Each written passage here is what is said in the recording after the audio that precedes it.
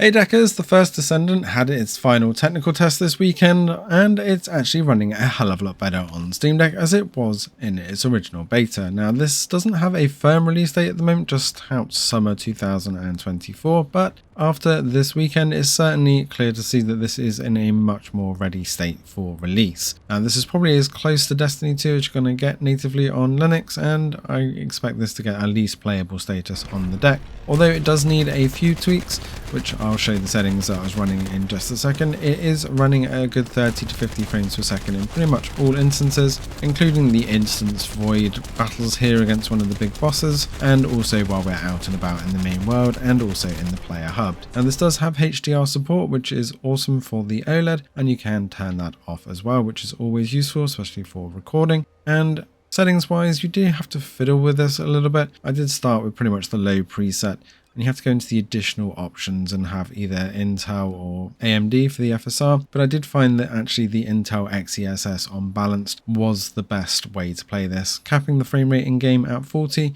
pretty much everything on low apart from anti-aliasing on high, and also keeping the physics on medium as well. Do get a little bit of blur, but nowhere near as bad on XeSS as we were getting with FSR, especially with that FSR quality or balance mode. It still wasn't quite holding that 30 to 40 frames per second as we like. But with XeSS it was definitely clearer, and as you can see from the battles here, even with lots of monsters and effects going off, we are sticking over the 30 frames per second mark. Although the 40 frames per second cap in game didn't seem to take effect all of the time, it did mean that it just was a little bit more stable with the XeSS, and overall was quite a good way to play. And this is definitely one of those games that's going to be full of multi-service and microtransactions, although they were quite generous in the technical test and gave away lots of free credits so you could test out lots of the Descendants, but the starter Descendants are actually quite good, so you will get very far with those if you don't want to go with the battle passes and buying extra Descendants. So let us know in the comments below if you're going to be diving into this one when it releases, or whether you're just going to wait and see what that pay to play model is going to be like.